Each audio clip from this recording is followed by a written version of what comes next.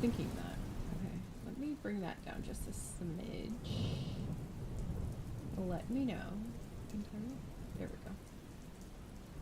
I had my headphones turned up really loud, so I was like, oh no, I hope I'm not yelling. I know. Yeah, they have, in the wired ones, they have black or pink. Um, yeah, I agree. They definitely need to make, like, other colors. I think the pink, for, for these, um, the, the, the pink was like a mashup with a certain streamer. I don't know who, but some random streamer. But yeah, they have a whole. I wish they had like a white. That would be nice. Yeah. I want them to make black Bluetooth ones, but the Bluetooth ones are only in pink, which is annoying. All right, so I just started my YouTube. Hello, YouTube. Welcome on in. Hopefully everything is good. Chat. I used Chat GPT for the first time. It was actually very easy, but I was like, ask my questions into the void. Hello, YouTube. I don't think anyone's on YouTube, but we are going on YouTube. I had no idea what. Okay. I had no idea what section to put my streaming under for YouTube, because I was like, I could put it under entertainment, technically. Yeah, the these pink ones are like all hold on, let me just go grab them. Please hold. Talking about my headphones. Just go grab my pink ones and I can show you. One second.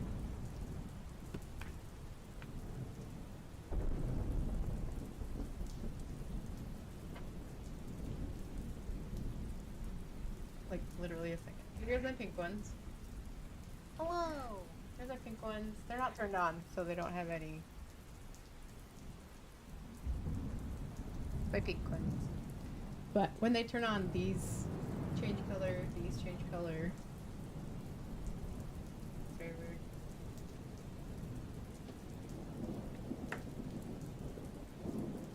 Very fun to wear them on the airplane. You get a lot of funny looks on the airplane. Oh. Yay! Maverick says that YouTube looks good. Alright. Now I am king and queen. Best of both things. YouTube works! Hooray! I don't need a babysitter. I'm a big boy house. Alright. There it goes. Hootie was just a little slow. Alright. Chat. No spoilers. Well, it's not really a spoiler, it's literally the title of the chapter. Harry's going to learn about a Patronus.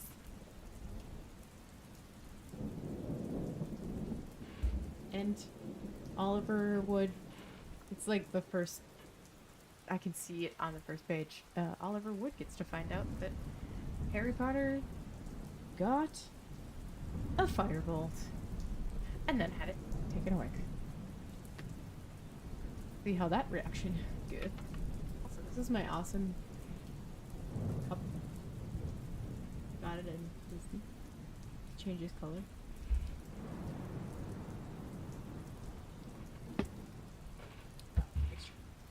Alright.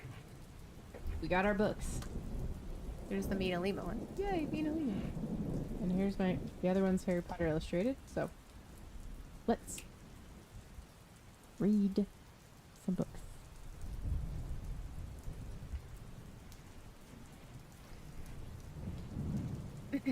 Chapter 12.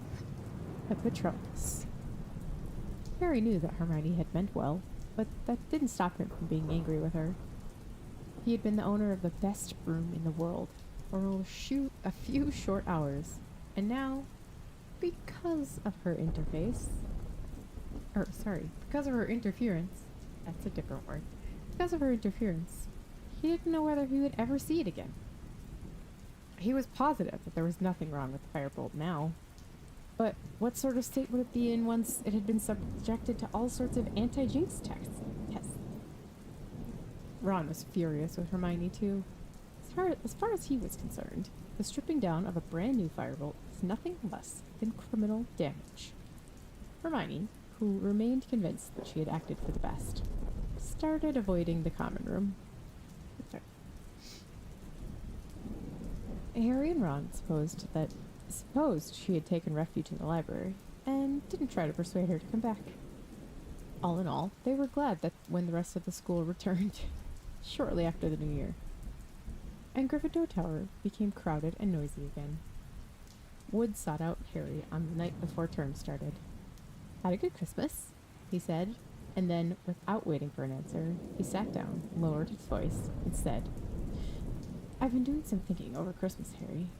After the last match, you know, if the Dementors come to the next one, I mean, we can't afford to, well..."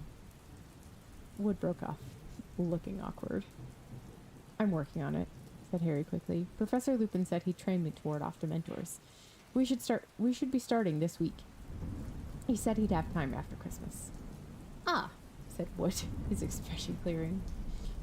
"Well, in that case, I really didn't want to lose you as Seeker, Harry. And have you ordered a new broom yet?" "No," said Harry. "What? You better get a move on, you know. You can't ride that shooting star against Ravenclaw." "He got a firebolt for Christmas," said Ron. Thanks, Ron. Way to go, Ron. "A firebolt? No, seriously? A real firebolt?" "Don't get too excited, Oliver," said Harry gloomily. "I haven't got it anymore. It was confiscated."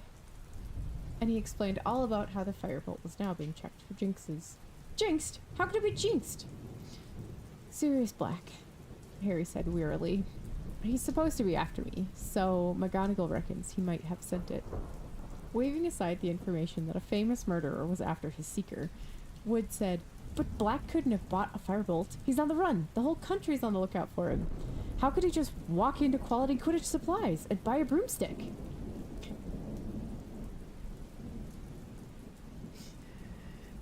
"I know," said Harry, "but McGonagall still wants to strip it down." Wood went pale.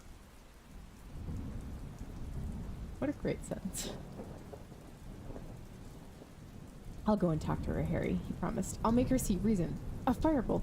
A real firebolt. On our team? She wants Gryffindor to win as much as we do. I'll make her see sense. A firebolt. A real firebolt." Classes started again the next day. The last thing anyone felt like doing was spending 2 hours on the ground on a raw January morning. But Hagrid had provided a bonfire full of salamanders for their enjoyment, and they spent an unusually good lesson collecting dry wood and leaves to keep the fire blazing, while the flame-loving lizards scampered up and down the crumbling white-hot logs. The first divination lesson of the new term was much less fun. Professor Trelawney was now teaching them palmistry, and she lost no time in informing Harry that he had the shortest lifeline she had ever seen. Well, what do you know? It was Defense Against the Dark Arts that Harry was keen to get to. After his conversation with Wood, he wanted to get started on his anti-Dementor lessons as soon as possible. "Ah, yes," said Lupin when Harry reminded him of his promise at the end of class. "Let me see. How about 8 o'clock on Thursday evening? The History of Magic classroom should be large enough. I'll have to think carefully about how we're going to do this. We can't bring a real Dementor into the castle to practice on." "Still looks ill, doesn't he?"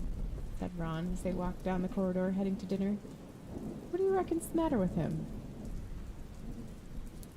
"Boiler." There was a loud and impatient "Huh" from behind them. It was Hermione, who had been sitting at the feet of a suit of armor, repacking her bag, which was so full of books it wouldn't close. "What are you tutting at us for?" said Ron irritably. "Nothing," said Hermione in a lofty voice, heaving her bag over her shoulder. "Yes, you were," said Ron. "I said, I wonder what's wrong with Lupin, and you..." "Well, isn't it obvious?" said Hermione, looking at with a look of maddening superiority. If you don't want to tell us, then don't, snapped Ron. Fine, said Hermione haughtily, and walked off. She doesn't know, said Ron, staring resentfully after Hermione. She's just trying to get us to talk to her again. Mm-hmm, that's right. The smartest girl in their year doesn't know. Nope. Definitely not.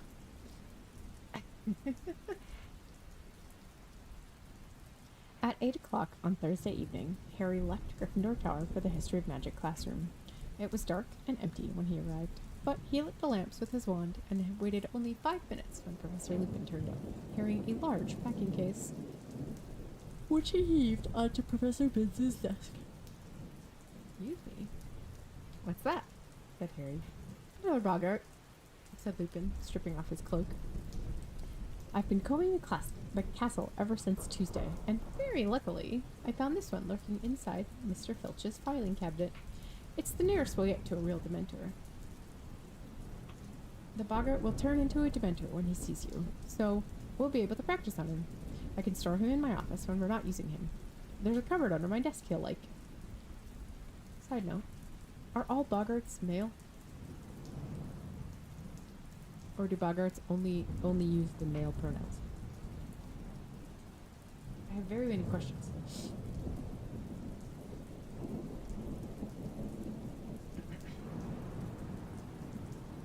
Okay, said Harry, trying to sound as though he wasn't apprehensive at all, and merely glad that Lupin had found such a good substitute for a real Dementor. Truth. So, Professor Lupin had taken out his own wand and indicated that Harry should do the same. The spell that I'm going to try and teach you is highly advanced magic, Harry. Well beyond ordinary wizarding level. It is called the Patronus charm. How does it work?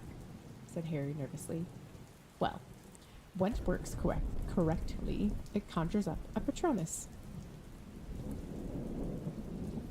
said Lupin, which is a kind of anti-Dementor, a guardian that acts as a shield between you and the Dementor. Harry had a sudden vision of himself crouching behind a Hagrid-sized figure holding a large club. Professor Lupin continued. The Patronus is a kind of positive force, a projection of the very things that the Dementor feeds upon: hope, happiness, the desire to survive. But it cannot feel despair, as a real human can, so the Dementors can't hurt it. But I must warn you, Harry, that the charm might be too advanced for you. Many qualified wizards have difficulty with it. What does a Patronus look like? Said Harry curiously. Each one is unique to the wizard who conjures it. And how do you conjure it? With an incantation, which will work only if you are concentrating with all your might on a single, very happy memory. Harry cast his mind about for a happy memory. Happy memory. Certainly, nothing that had happened to him at the Dursleys was going to do. Finally, he settled on a moment when he had first ridden a broomstick. Right, he said, trying to recall exactly as possible the wonderful soaring sensation in his stomach. The incantation is, Professor Lupin cleared his throat, Expecto Patronum. Expecto Patronum, Harry repeated under his breath. Expecto Patronum. Concentrating hard on your happy memory? Oh, yeah, said Harry, quickly forcing his thoughts back to that first broom ride. Expecto Patrono. No, Patronum. Sorry. Expecto Patronum. Expecto Patronum. Something whooshed suddenly out of the end of his wand. It looked like a wisp of silvery gas. Did you see that? Said Harry excitedly. Something happened. Very good, said Lupin, smiling. Right. Ready to try it on a Dementor? Yes, Harry said, gripping his wand very tightly and moving into the middle of the deserted classroom. He tried to keep his mind on flying, but something else kept intruding. Any second now, he might hear his mother again. But he shouldn't think of that. He would hear her again, and he didn't want to. Or did he? Lupin grasped the lid of the packing case and pulled. A Dementor rose slowly from the box, its hooded face turned toward Harry. One glistening, scabbed hand gripped its cloak. The lamps around the classroom flickered and went out. The Dementor slipped from the box and started to sweep silently toward Harry, drawing a deep, rattling breath. A wave of piercing cold broke over him. "Expecto Patronum!" Harry yelled. "Expecto Patronum! Expecto—" But the classroom and the Dementor were dissolving. Harry was falling again through thick white fog, and his mother's voice was louder than ever, echoing beside his head. "Not Harry! No, not Harry! Please, please, I'll do anything! Stand aside, girl! Harry!" Harry jerked back to life. He was lying flat on his back on the floor. The classroom lamps were alight again, and he didn't have to ask what had happened. "Sorry," he muttered, sitting up and feeling cold sweat trickling down behind his glasses. "Are you all right?" said Lupin. "Yes." Harry pulled himself onto one of the desks and leaned against it. "Here." Lupin handed him a chocolate frog. "Eat this before we try again. I didn't expect you to do it on your first try. In fact, I would have been astounded if you had." "It's getting worse," Harry muttered, biting off the frog's head. I could hear her louder that time. And him. Voldemort. Lupin looked paler than usual. "Harry, if you don't want to continue, I will more than understand." "I do," said Harry fiercely, stuffing the rest of the chocolate frog into his mouth. Those are pretty big. Those are like decent sized. "I've got to. What if the Dementors turn up on our match against Ravenclaw? I can't afford to fall off again. If we lose this game, we've lost the Quidditch Cup."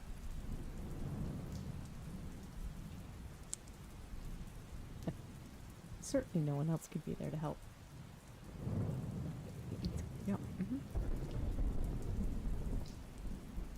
"All right then," said Lupin. "You might want to select another memory.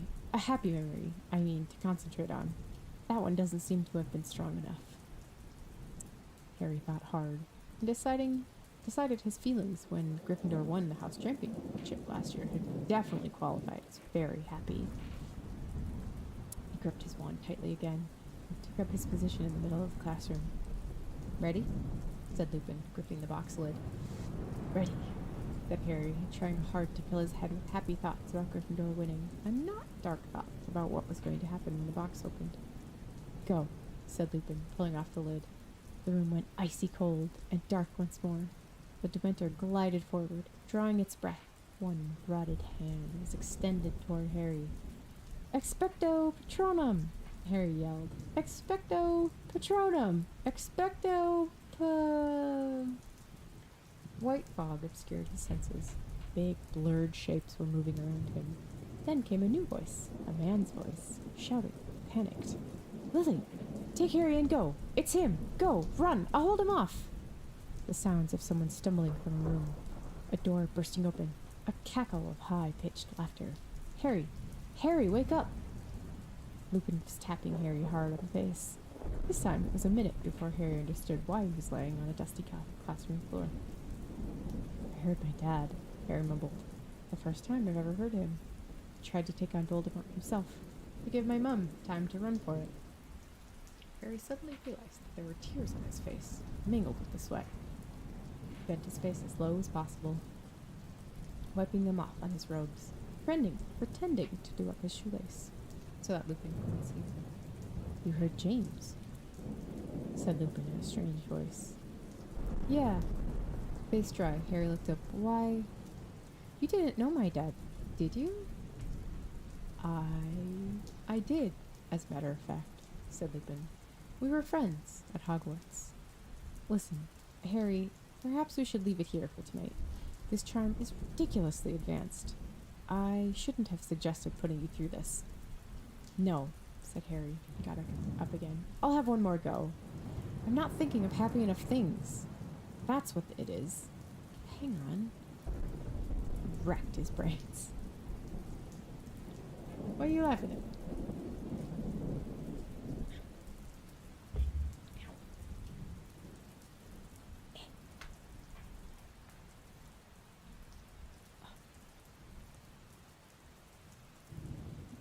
I hate when the inside of my ear gets itchy. Yeah, heaven forbid Harry, you know, somebody else could look out for Dementors. Nope, it's gotta be Harry.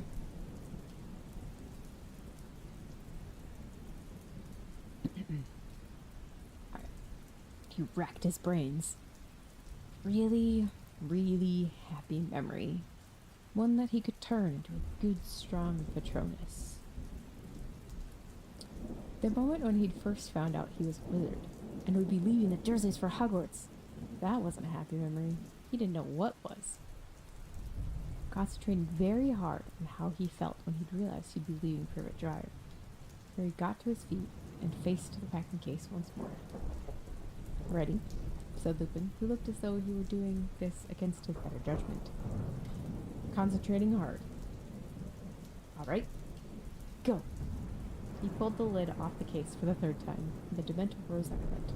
The room felt cold and dark. Expecto Patronum! Harry bellowed. Expecto Patronum! Expecto Patronum! The screaming inside Harry's head had started again, except this time it sounded as though it were coming from the badly tuned radio. Softer and louder and softer again, and he could still see the Dementor. It had halted, and then a huge silver shadow came bursting out of the end of Harry's wand, hover between him and the Dementor. And though Harry's legs felt like water, he was still on his feet. Though for how much longer, he wasn't sure. Ridiculous! Roared Lupin, springing forward. There was a loud crack, and Harry's cloudy Patronus vanished along with the Dementor. He sank into a chair, feeling as exhausted as if he'd run a mile, feeling his legs felt his legs shaking. Out of the corner of his eye, saw Professor Lupin forcing the boggart back into the packing case with his wand. It had turned into a silver orb again. Excellent, Lupin said, striding over to where Harry sat. Excellent, Harry. That was definitely a start. Can we have another go? Just one more go. Not now, said Lupin firmly. You've had enough for one night. Here. He handed Harry a large bar of Honeyduke's best chocolate. Eat the lot, or Madame Pomfrey will be after my blood. Same time next week? Okay, said Harry. He took a bite of the chocolate and watched Lupin extinguish the lamps that had rekindled the disappearance of the Dementor. A thought had just occurred to him. Professor Lupin, if you knew my dad, you must have known Sirius Black as well. Lupin turned very quickly. What gives you that idea? Nothing. I mean, I just knew they were friends at Hogwarts, too. Lupin's face relaxed. Yes, I knew him, he said shortly. Or I thought I did. You'd better be off, Harry. It's getting late. Harry left the classroom, walking along the corridor and around the corner, then took a detour behind a suit of armor and sank down on its plinth to finish his chocolate, wishing he hadn't mentioned Black, as Lupin was obviously not keen on the subject. Then Harry's thoughts wandered back to his mother and father. He felt drained and strangely empty, even though he was so full of chocolate.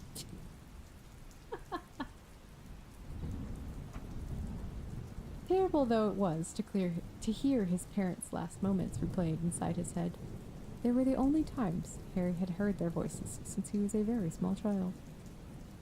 But he'd never be able to produce a proper Patronus if he half wanted to hear his parents again. They're dead, he told himself sternly. They're dead, and listening to echoes of them won't bring them back. You better get a grip on yourself if you want to win that Quidditch Cup. Yeah, you know, it's all about Quidditch.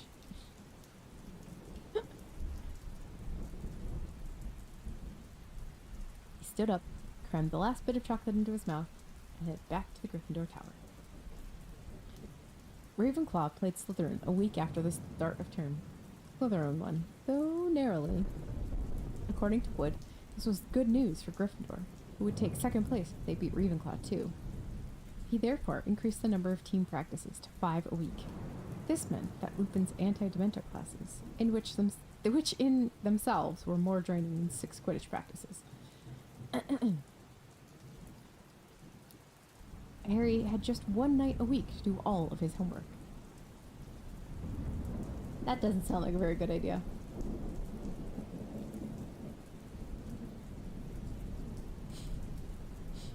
Though surely he has nothing else to do on the weekends, so shouldn't he be doing them during the day on the weekend?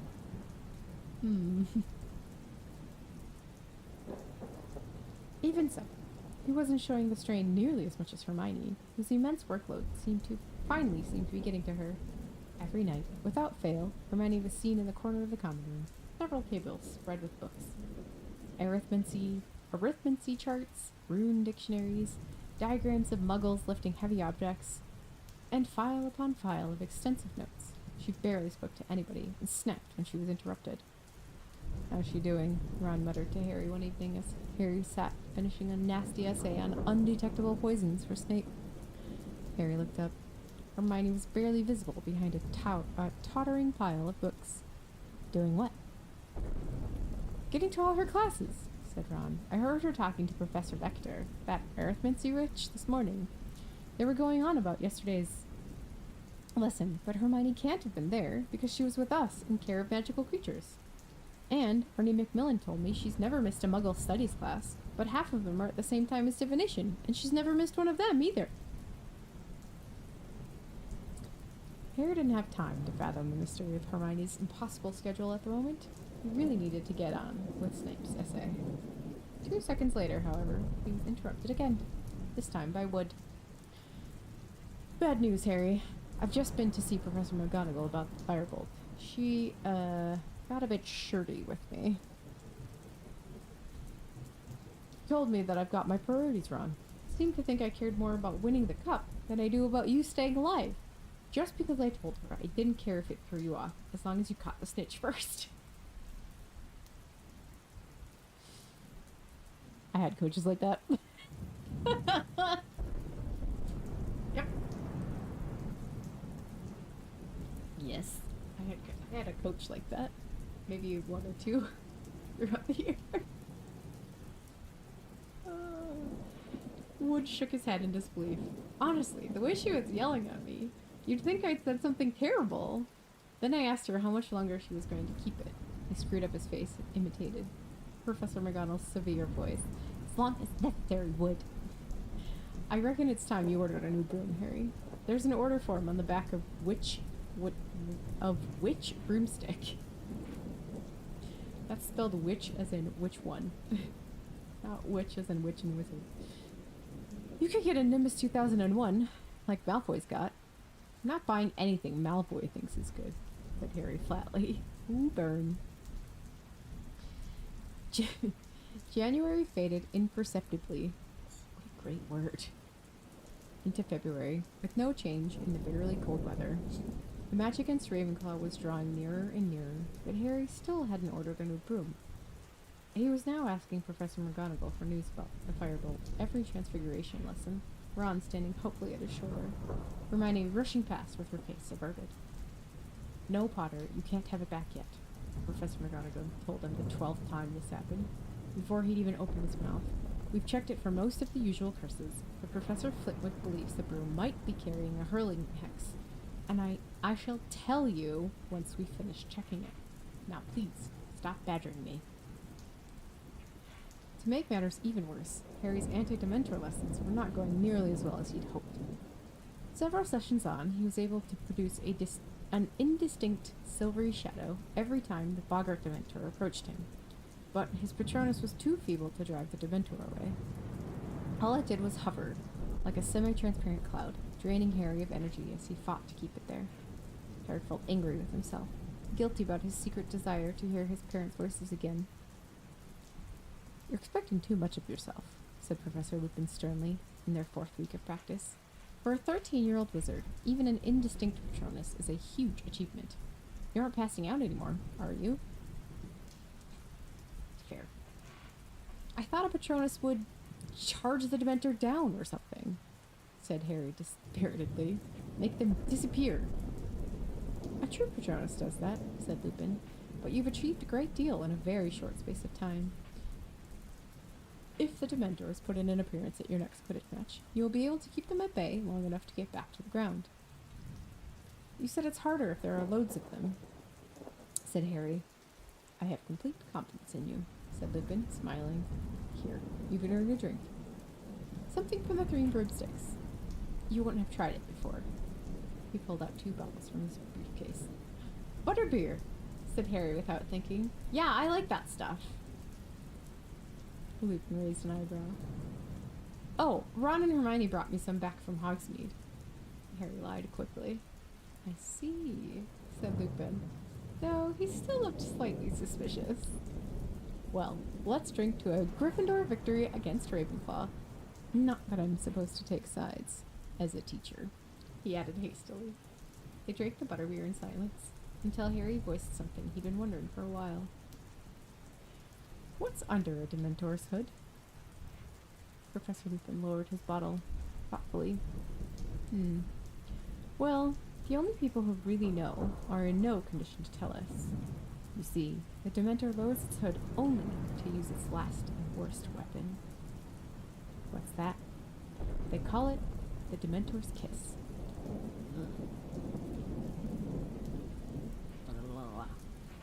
Said Lupin, with a slightly twisted smile. It's what Dementors do to those they wish to utterly destroy. I suppose there must be some kind of mouth under there, because they clamp their jaws upon the mouth of the victim, and suck out their soul. Harry accidentally spit out a bit of his butterbeer. What? They kill? Oh no, said Lupin, much worse than that. You can exist without your soul, you know, as long as your brain and heart are still working. But you'll have no sense of self anymore. No memory, no anything. There's no chance at all of recovery. You'll just exist as an empty shell. And your soul is gone. Lost. Forever.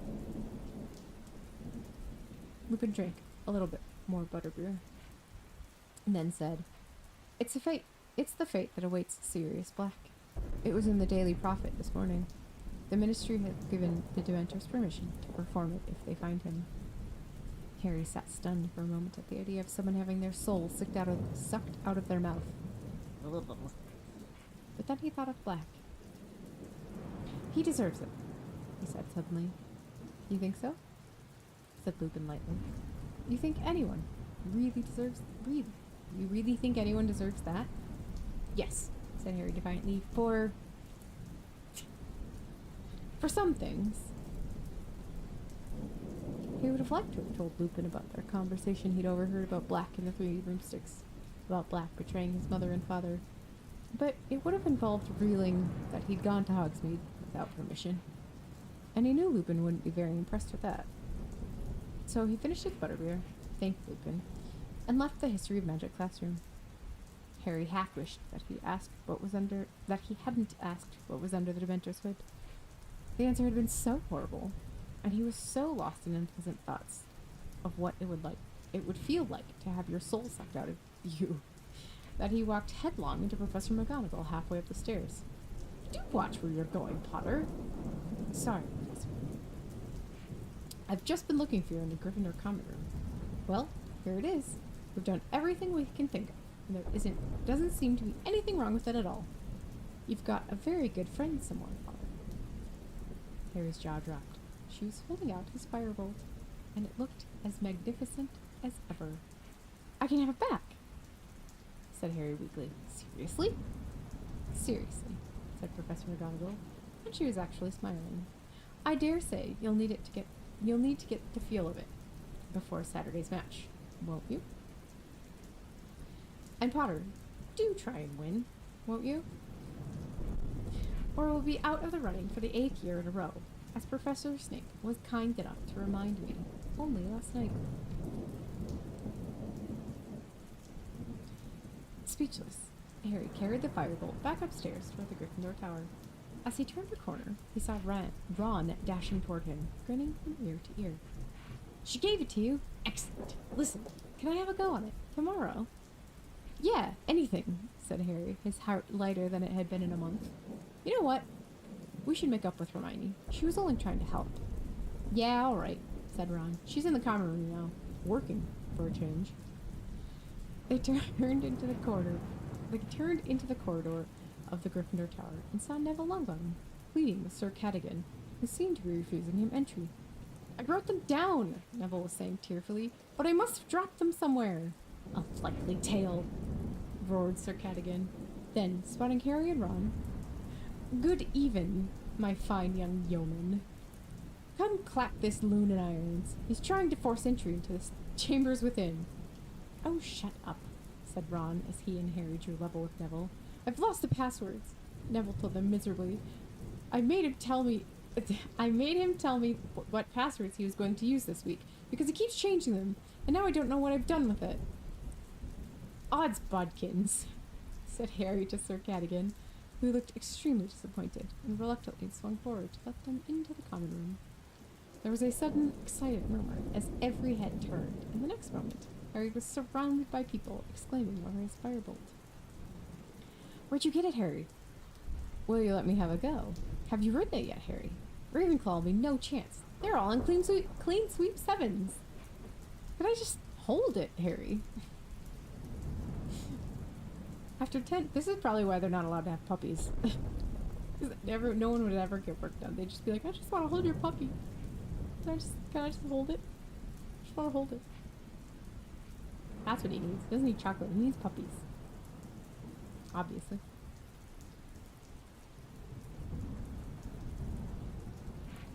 After 10 minutes or so, during which the firebolt was passed around and admired from every angle, the crowd dispersed, and Harry and Ron had a clear view of Hermione, the only person who hadn't rushed over to him. Them. Bent over her work and carefully avoiding their eyes.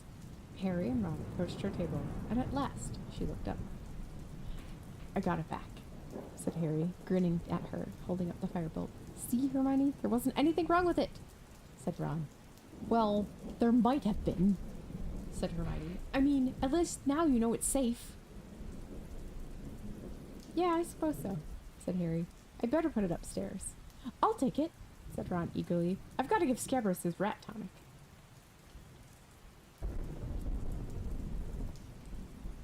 I just had a funny thought. He took the firebolt and, holding it as if it were made of glass, carried it away up the staircase. Can I sit down, then? Harry asked Hermione. I suppose so, said Hermione, moving a great stack of parchment off the chair. Harry looked around. Oh, sure. Duck, do you want some dinner?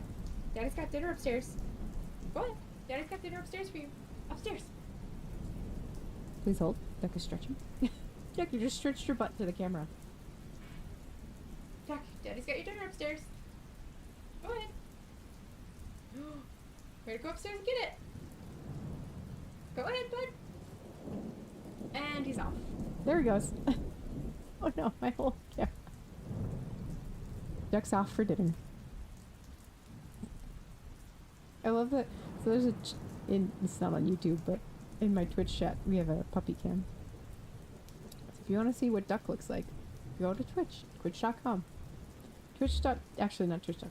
Twitch.tv/Dr. Goose. That's me. But there's a chew toy in the very corner of the dog cam, and it looks like poop. It's not. It's a chew toy. Duck did not entirely believe me that he had dinner ready to go upstairs.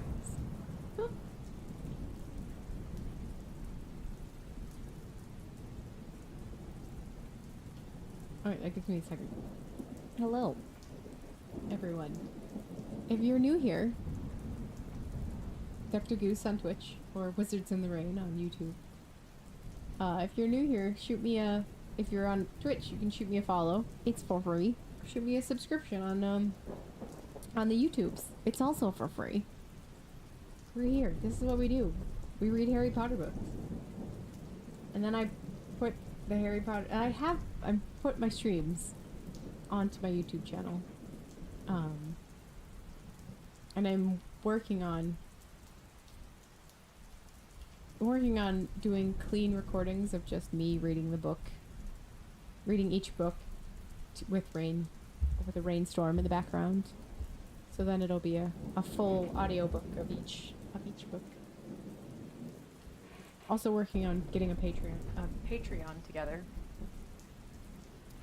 so that you can have ad-free recordings.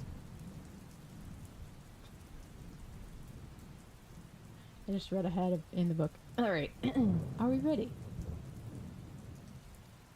We're ready.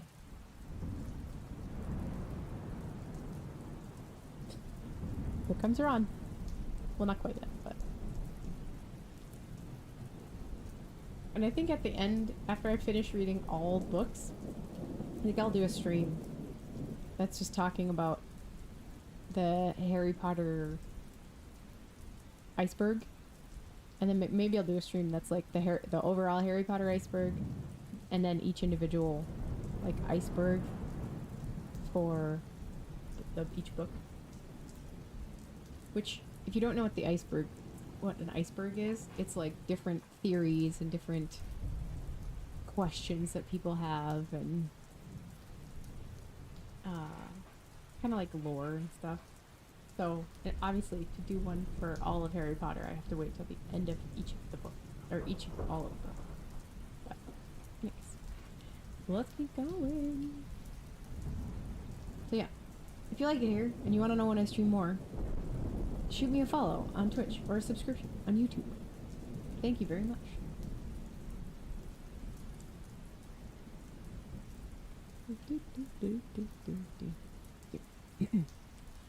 Harry looked around the cluttered table at the long arithmancy essay on which the ink was still glistening.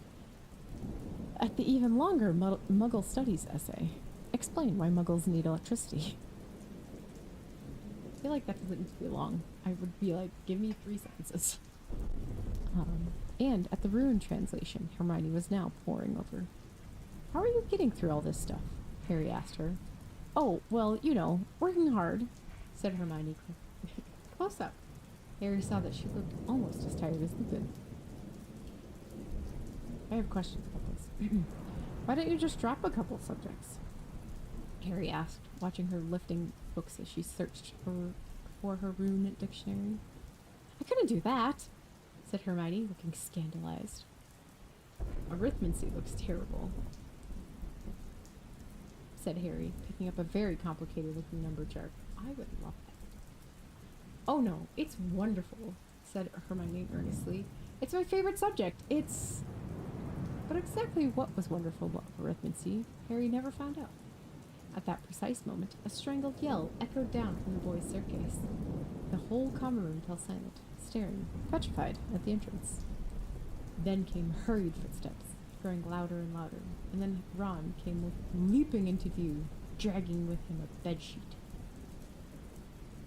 Ron's so dramatic. Look, he bellowed, striding over to Hermione's table. Look, he yelled, shaking the sheets in her face. Ron, what? That's right, Ron. Why would there be blood on your sheet? Why? I don't think a girl would be very surprised by that. Ron. Ronald Weasley. Anyways. I just had that thought. Ron, what? Scabbers! Look! Scabbers! Hermione was leaning away from Ron, looking utterly bewildered. Harry looked down at the sheet Ron was holding. There was something red on it. Something that looked horribly like blood. Ron yelled into the stunned silence. He's gone! And you know what's on the floor? No? said Hermione with a trembling voice. Harry threw something down on Hermione's rune translation. Hermione and Harry leaned forward. Lying on the top of the weird spiky shapes were several long ginger cat hairs. Is that it? Yes. end of the chapter. Alright, let me. There we go. There we go. Alright, so that is chapter 12. What a way to end a chapter. I know. Cliffhanger. Different things. Alright, so, for those of you who are new here, hello, welcome. I have 2 different Harry Potter illustrated editions. And then every time we finish a chapter, we look at the illustrated edition. So here is the Maida Lima. This is the Maida Lima book. And this is the chapter card. Which one? What? These artwork on. This is the bonfire from Caravan.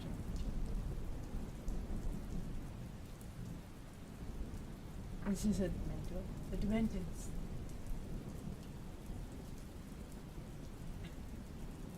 There's a half-eaten chocolate frog on that page. Here is the Wispies of the Patronus.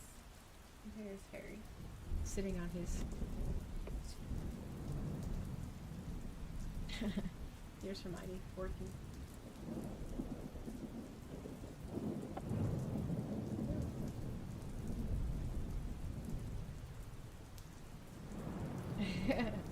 Here's McGonagall with the broom. Like, glittery. I think it's funny is that they show some people in the background just milling about in the hallway. Alright, this is chapter 13. This is the next chapter. Gryffindor versus Ravenclaw.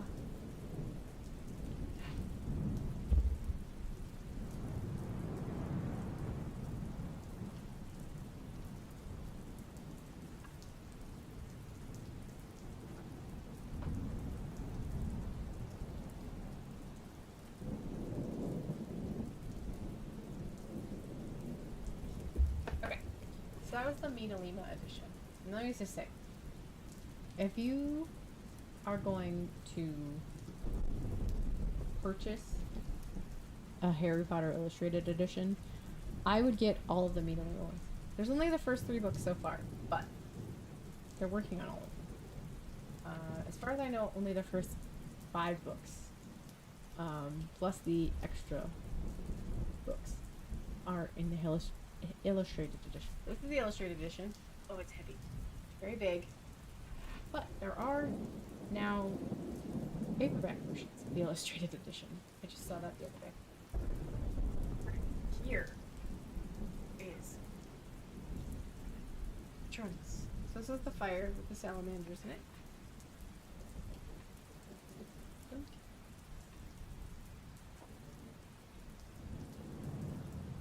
Ooh. They're very spooky. My face.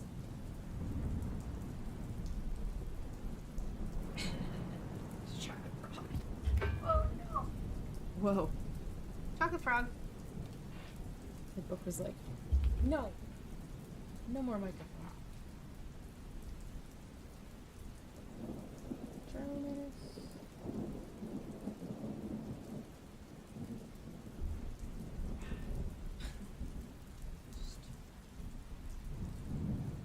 Outside.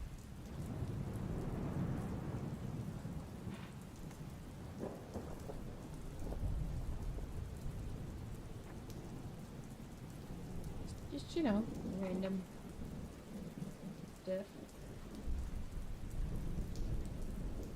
And the spot that light.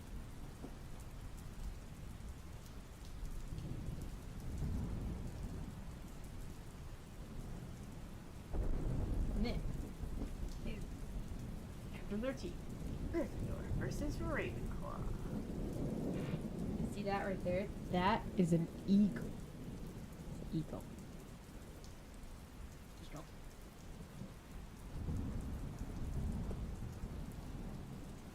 You don't know what I'm being so weird about that.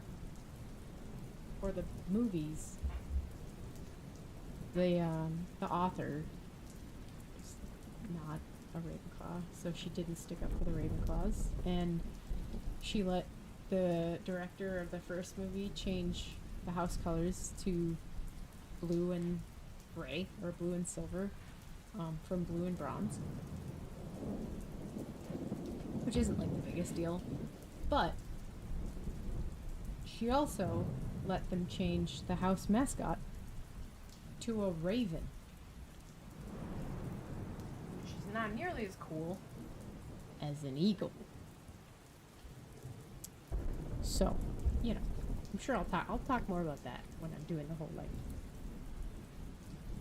iceberg breakdown.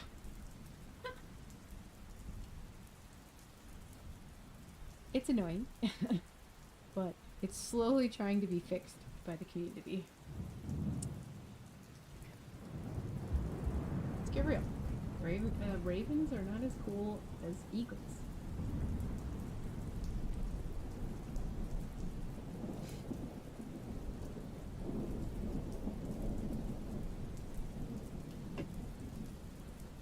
All right. Chapter 13. Gryffindor versus Ravenclaw. It looked like the end of Ron and Hermione's friendship. Each was so angry with the other that Harry couldn't see how they'd ever make up. Ron was enraged that Hermione had never taken Crookshanks' attempts to eat Scabbers seriously, hadn't bothered to keep a close watch on him, and was still trying to pretend that Crookshanks was innocent by suggesting that Ron look for Scabbers under all the boys' beds. Hermione, meanwhile, maintained fiercely that Ron had no proof that Crookshanks had eaten Scabbers, that the ginger hairs might have been there since Christmas, and that Ron had been prejudiced against her cat ever since Crookshanks had landed on Ron's head in the magical menagerie. It's fair. Personally, Harry was sure that Crookshanks had eaten Scabbers, and when he tried to point out to Hermione that the evidence all pointed that way, she lost her temper with Harry too. Okay, side with Ron. I knew you would, she said shrilly. First the firebolt, now Scabbers. Everything's my fault, isn't it? Just leave me alone, Harry. I've got a lot of work to do. Can someone make sure Hermione's eating? Just side note. Can we give Hermione a couple of energy drinks? Actually, I don't. They weren't as popular back then, but we could try.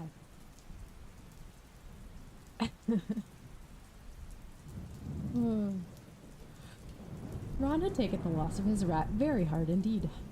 Come on, Ron. You were always saying how boring Scabbers was, said Fred bracingly. True. And he's been off color for ages. He was wasting away. It was probably better for him to snuff it quickly. One swallow. He probably didn't feel a thing. Fred, said Ginny indignantly. He has a point. All he did was eat and sleep, Ron. You said it yourself, said George.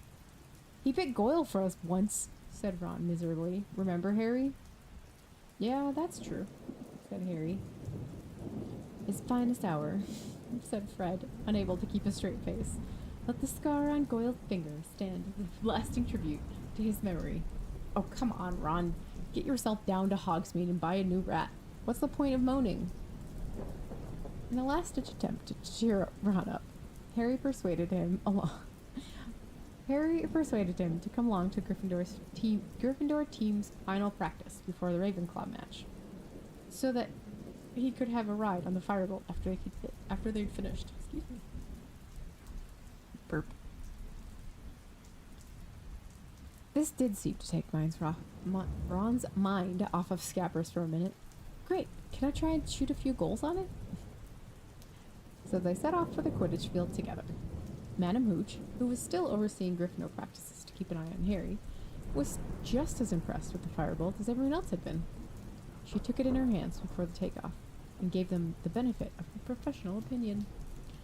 Look at the balance on it. If the Nimbus series has a fault, it's a slight list to the tail end. You often find they develop a drag after a few years. They've updated the handle too. A bit slimmer than the clean sweeps. Reminds me of the old silver arrows. Pity they've stopped making them. I learned to fly on one. A very fine old broom it was, too. She continued in this vein for some time, until Wood said, Madam Hooch, is it okay if Harry has the firebolt deck? We need to practice.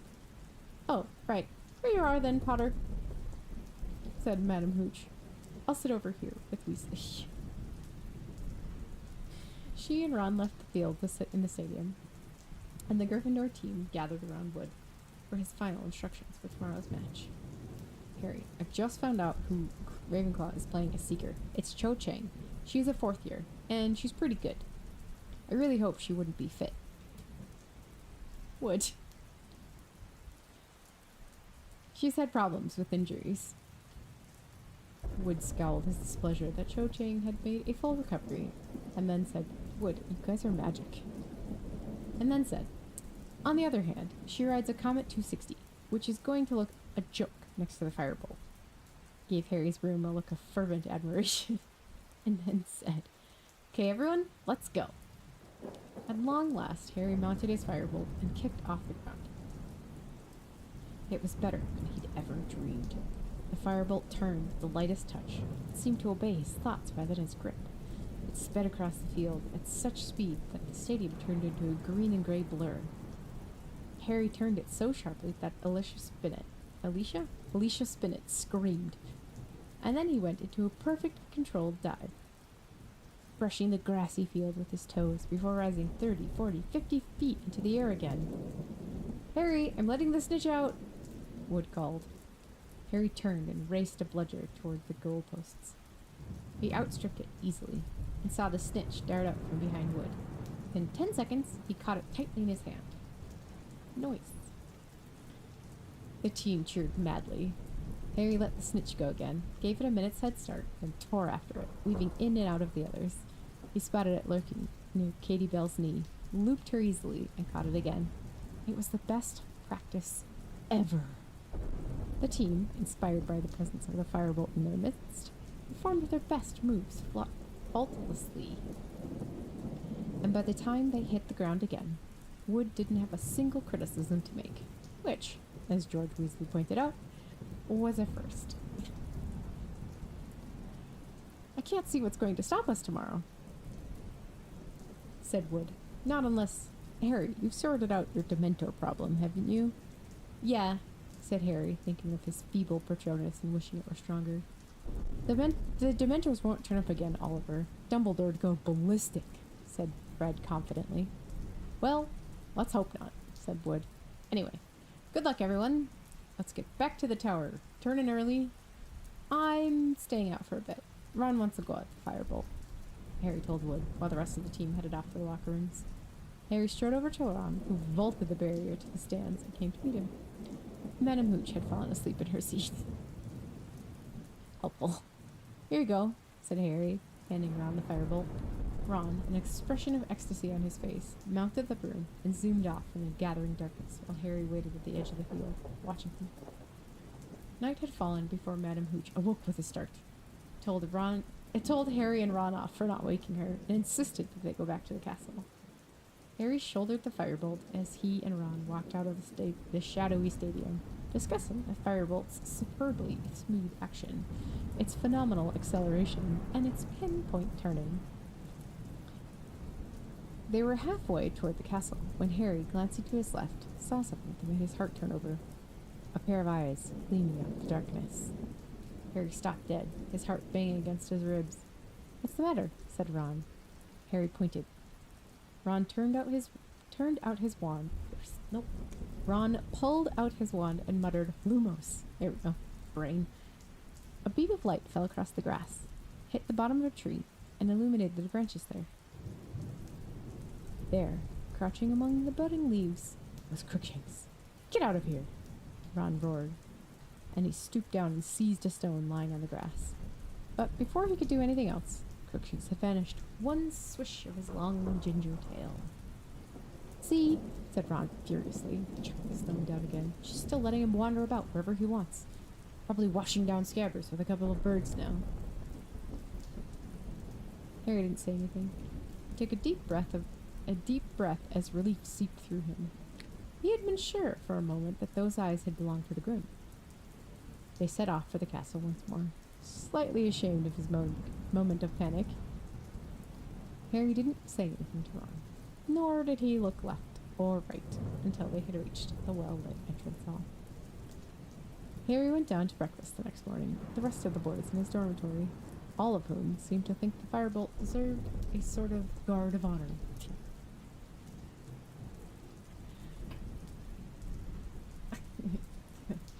12/13-year-old boys.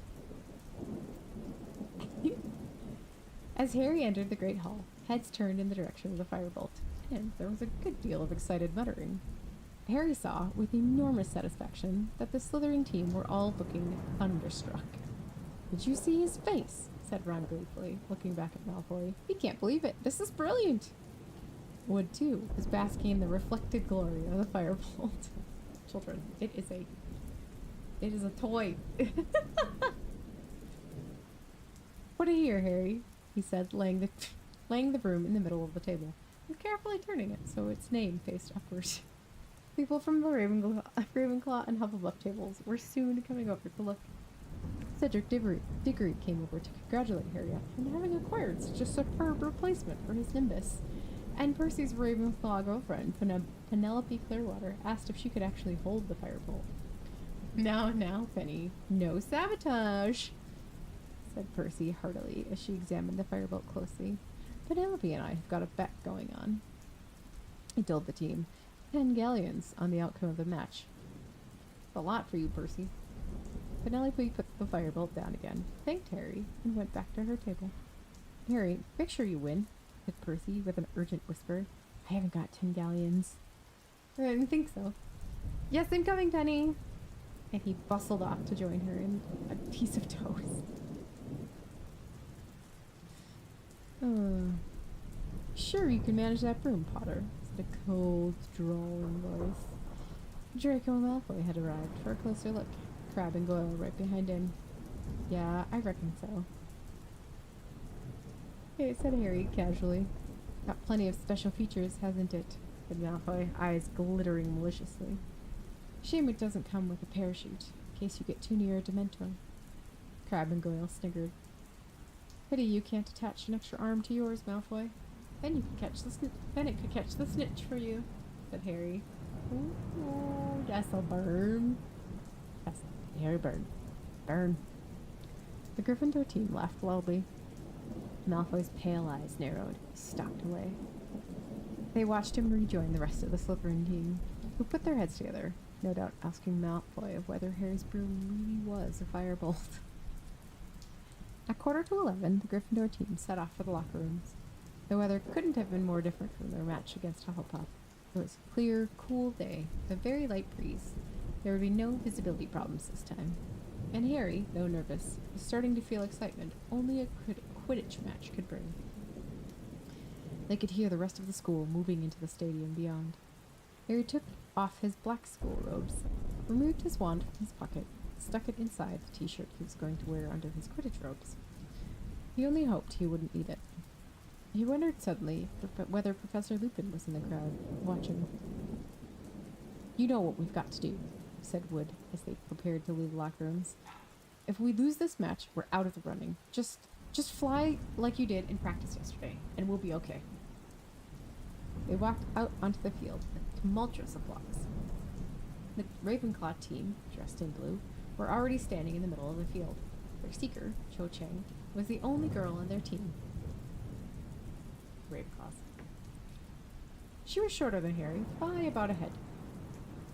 And Harry couldn't help noticing, nervous as he was, that she was extremely pretty. She smiled at Harry as the teams faced each other behind their captains. He felt a slight lurch in the regions of his stomach that he didn't think had anything to do with nerves. "Oh, 13-year-old boys. Wood, Davies, shake hands," Madam Hooch said briskly. And Wood shook hands with the Ravenclaw captain. "Mount your brooms. On my whistle. 3, 2, 1. Harry kicked off into the air, and the firebolt zoomed higher and faster than any other broom. He soared around the stadium and began squinting around for the snitch. listening all the while to the commentary, which was being provided by the Weasley twins' friend Lee Jordan. They're off. In the big excitement, this matches the firebolt that Harry Potter is flying for Gryffindor. According to which broomstick, the firebolt's going to be the broom of choice for the national teams at this year's World Championship. Jordan, would you mind telling us what's going on in the match? Interrupted Professor McGonagall's voice. Right you are, Professor. Just giving a bit of background information. The firebolt incidentally has a built-in auto brake and... Jordan! Okay. Gryffindor in possession. Katie Bell of Gryffindor, headed for the goal. Harry streaked past Katie in the opposite direction, gazing around for a glint of gold, noticing that Cho was tailing him closely. She was undoubtedly a very good flyer. She kept cutting across him, forcing him to change direction. Show her your acceleration, Harry! Fred yelled as he whooshed past in pursuit of a bludger that was aiming for Alicia. Harry urged the firebolt onward as they rounded the Ravenclaw goalposts, and Cho fell behind, just as Katie succeeded in scoring the first goal of the match. The Gryffindor end of the field went wild. He stopped.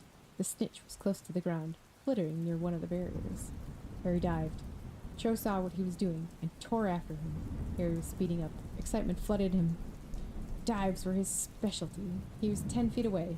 Then a bludger, hit by one of the Ravenclaw beaters, came pelting out of nowhere. Harry veered off course, avoiding it by an inch. And in those crucial seconds, the snitch had vanished. There was a great "oh" of disappointment from the Gryffindor supporters, but much applause for their beater from the Ravenclaw end. George Weasley vented his feelings by hitting a second bludger directly at the offending beater, who was forced to roll right over in midair to avoid it. Gryffindor leads by 80 points to 0. Alright. And look at that firebolt go! Potter's really putting it through its paces now. See it turn. Chang's comment is just no match for it. The firebolt's precision balance is really noticeable in these long... Jordan, are you being paid to advertise firebolts? Get on with the commentary. Ravenclaw was pulling back. They had now scored 3 goals, which put Gryffindor only 50 points ahead. If Cho got the snitch before him, Ravenclaw would win. Harry dropped lower, narrowly avoiding a Ravenclaw chaser. Scanning the field frantically, a glint of gold, fluttering tiny wings. The snitch was circling the Gryffindor goalpost. Harry accelerated, eyes fixed on the speck of gold ahead, and then Cho appeared out of thin air, blocking him. Harry, this is no time to be a gentleman! Wood roared as Harry swerved to avoid a collision. Knock her off her broom if you have to! Oliver Wood. Harry turned and caught sight of Cho. She was grinning. The snitch had vanished again. Harry turned his firebolt upward and was soon 20 feet above the game. Out of the corner of his eye, he saw Cho following him. She decided to mark him rather than search for the snitch herself. All right, then. If she wanted to tail him, she'd have to take the consequences. He dived again, and Cho, thinking he'd seen the snitch, tried to follow. Harry pulled out of the dive very sharply, and she hurtled downward. He rose as fast as a bullet once more, and then saw it for a third time. The snitch was glittering way above the field at the Ravenclaw end. He accelerated. So many feet below, did Cho. He was winning, gaining on the snitch every second. Then, oh! Screamed Cho, pointing. Distracted, Harry looked down. 3 Dementors, 3 tall, black hooded Dementors, were looking up at him. He didn't stop to think. He plunged a hand down the neck of his robes, and he whipped out his wand and roared Expecto Patronum! Something silver white, something enormous, erupted from the end of his wand. He knew it had shot directly at the Dementors, but didn't pause to watch. His mind is still miraculously clear. He looked ahead. He was nearly there. He stretched out the hand. He was still grasping his wand. Just managed to close his fingers around the small, struggling snitch. Manahooch's whistle sounded. Harry turned around midair and saw 6 scarlet blurs. My goodness, that's hard to say. 6 scarlet blurs bearing down on him. Next moment, the whole team was hugging him so hard he was nearly pulled off his broom. Down below, he could hear the roars of the Gryffindors in the crowd. That's my boy! Wood kept yelling. Alicia, Angelina, and Katie had all kissed Harry. Fred had him in a grip so tight Harry felt as though his head would come off. In complete disarray, the team managed to make its way back to the ground. Harry got off his broom and looked up to see a gaggle of Gryffindor supporters sprinting onto the field, Ron in the lead. Before he knew it, he had been engulfed by the cheering crowd. "Yes!" Ron yelled, yanking Harry's arm into the air. "Yes, yes!" "Well done, Harry," said Percy, looking delighted. 10 galleons to me. Must find Penelope. Excuse me." "Good for you, Harry," roared Seamus Finnegan. "Bloody brilliant," boomed Hagrid, the heads of villain Gryffindor. "That was quite some Patronus," said a voice in Harry's ear. Harry turned to see Professor Lupin. He looked both shaken and pleased. "The Dementors didn't affect me at all," said Harry excitedly. "I didn't feel a thing." "That would be because, they weren't Dementors," said Professor Lupin. "Come and see." He led Harry out of the crowd until they were able to see the edge of the field. "You gave Mr. Malfoy quite a fright," said Lupin. Harry stared. Lying in a crumpled heap on the ground were Malfoy, Crabbe, and Goyle, and Marcus Flint, the Slytherin team captain, all struggling to remove themselves from long black hooded robes. It looked as though Malfoy had been standing on Goyle's shoulders. Standing over them, with an expression of utmost fury on her face, was Professor McGonagall. "An unworthy trick," she was shouting. "A low and cowardly attempt to sabotage the Gryffindor seeker. Detention for all of you, and 50 points from Slytherin. I shall be speaking to Professor Dumbledore about this. Make no mistake. Ah, here he comes now." If anything could set the seal on Gryffindor's victory, it was this. Ron, who had fought his way through to Harry's side, doubled up with laughter as he watched Malfoy fighting to extricate himself from the robe. Goyle's head still stuck inside it. "Come on, Harry," said George, fighting his way over. "Party, Gryffindor common room, now!" "Right," said Harry, feeling happier than he'd been in ages. He and the rest of the team led the way, still in their scarlet robes, out of the stadium and back up to the castle. It felt as though they had already won the Quidditch Cup. The party went on all day and well into the night. Fred and George Weasley disappeared for a couple of hours and returned with armfuls of bottles of butterbeer, pumpkin fizz, and several bags full of honeydew sweets. "How'd you do that?" squealed Angelina Johnson as George started throwing peppermint toads into the common room. "With a little help from Moony, Wormtail, Padfoot, and Prongs," Fred muttered into Harry's ear. Only one person was joining the festivities. Hermione, incredibly, was sitting in a corner, attempting to read an enormous book entitled Home Life and Social Habits of British Muggles. Harry broke away from the table where Fred and George had started juggling butterbeer bottles. Oh my goodness, that's hard to say. And went over to her. "Did you even come to the match?"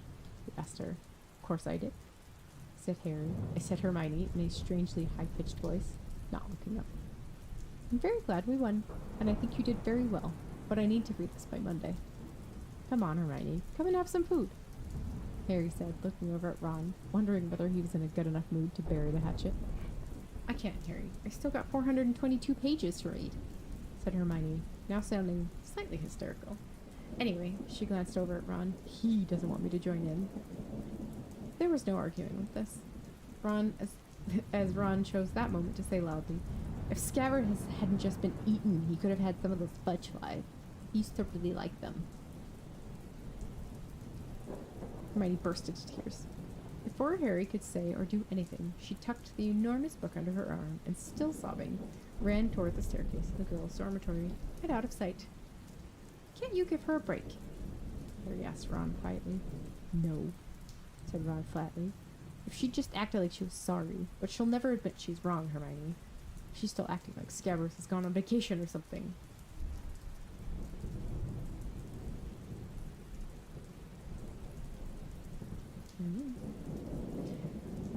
The Gryffindor party ended only when Professor McGonagall turned up in her tartan dressing gown and hairnet at 1 in the morning to insist they all go to bed.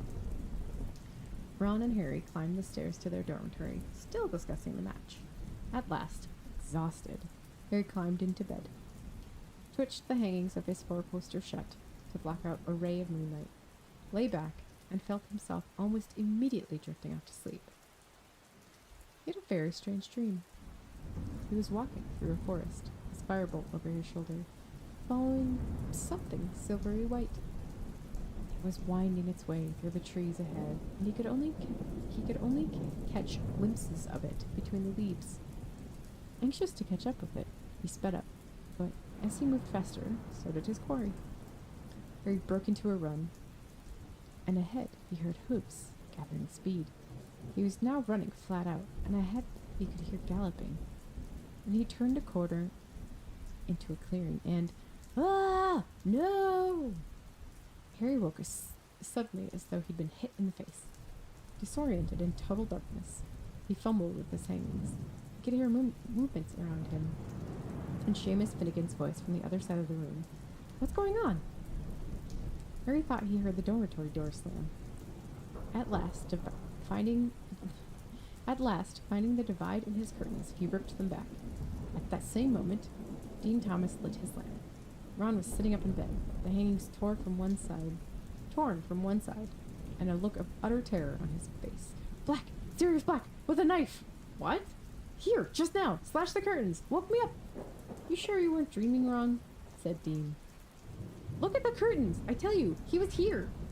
They all scrambled out of bed. Harry reached the dormitory door first, and sprinted down the staircase. Doors opened behind him, and the sleepy voices called after him. Who shouted? What are you doing? The common room was lit with a glow of the dying fire. Still littered with debris from the party. It was deserted. Are you sure you weren't dreaming, Ron? I'm telling you, I saw him. What's all this noise? Professor McGonagall told us to go to bed. A few of the girls had come down their staircase, pulling on dressing gowns and yawning. Boys, too, were reappearing. Excellent. Are we carrying on? Said Fred Weasley brightly. Everyone back upstairs, said Percy, hurrying into the common room, pinning his head boy badge to his pajamas as he spoke. Sirius Black, said Ron faintly. In our dormitory, with a knife. Woke me up. The common room went very still. Nonsense, he said, Percy, looking startled. You had too much to eat, Ron. Had a nightmare. I'm telling you. Really now. Enough's enough. Professor McGonagall was back. She slammed the portrait behind her as she entered the common room and stared furiously around them. I am delighted that Gryffindor won the match, but this is getting ridiculous. Percy, I expected better of you. I certainly didn't authorize this, Professor, said Percy, puffing himself indignantly. I was just telling them all to get back to bed. My brother Ron here had a nightmare. It wasn't a nightmare, Ron yelled. Professor, I woke up and Sirius Black was standing over me, holding a knife. Professor McGonagall stared at him. Don't be ridiculous, Weasley. How could he possibly have gotten through the portrait hole? Ask him, said Ron, pointing a shaking finger at the back of Sir Cadogan's picture. Ask him if he saw... Glaring suspiciously at Ron, Professor McGonagall pushed the portrait back open and went outside. The whole common room was with bated breath. Sir Cadogan, did you just let a man enter the Gryffindor Tower? Certainly, good lady, said Sir Cadogan. There was stunned silence, both inside and outside the common room. You did? But the password! He had him, said Sir Cadogan proudly. Had the whole week's, my lady. Read him off a little piece of paper. Professor McGonagall pulled herself back through the portrait hole to face a stunned crowd. She was white as chalk. Which person, she said, her voice shaking, which abysmally foolish person wrote down this week's password and left them lying around? There was utter silence, broken by the smallest of terrified squeaks. Neville Longbottom, trembling from head to fluffy, flippered toes, raised his hands slowly into the air. Oh dear.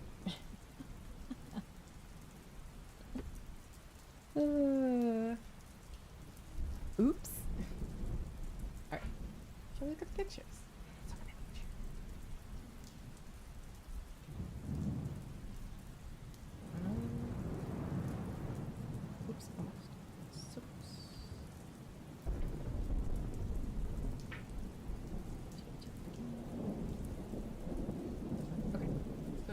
This is the Mina Lima book. Gryffindor versus Ravenclaw. This is Madam Hooch. She has the coolest robes.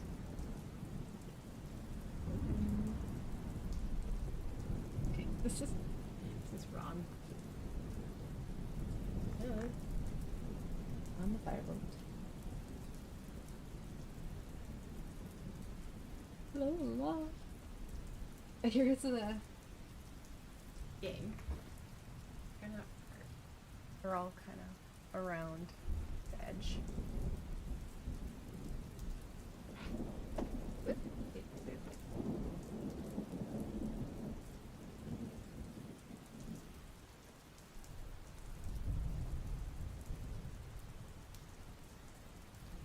Here's the Slytherins.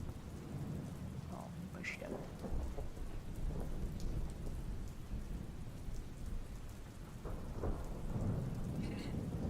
Here's Ron and his worn bed curtains.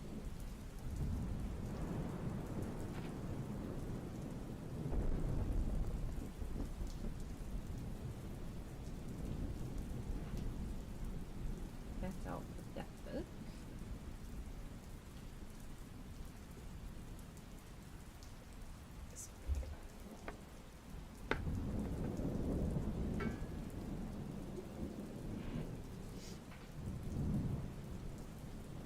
Alright. The illustrated edition. Okay. Here is the chapter page. Lucy and Dream. Hi, buddy. You lay down in your bed? Yes! I forgot about that, to be honest. Alright. Here is Harry Potter and Cho Chang.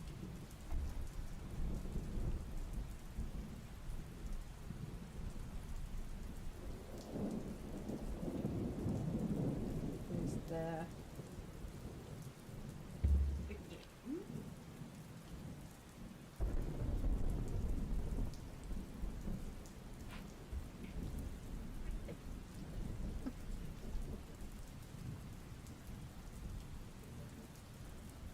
Oh, poor Neville. This is Neville. With me.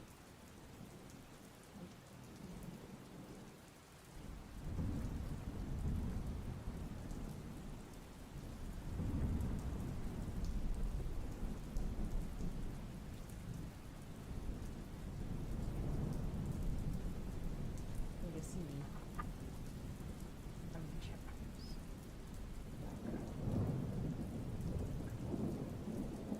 Oh, nice. 22 chapters.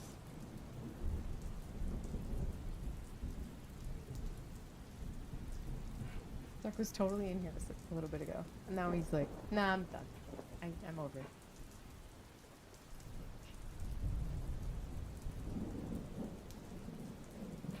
Nice. Alright, we've been live for an hour and a half.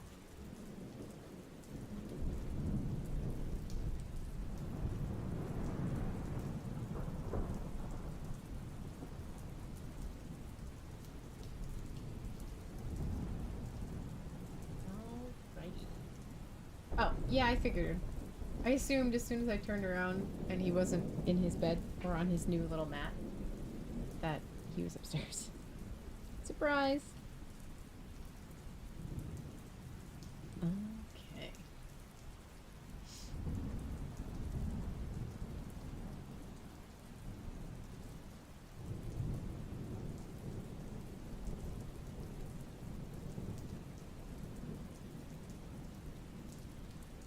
Trying to decide if I should read one more chapter or if I should call it there and go have some foodies.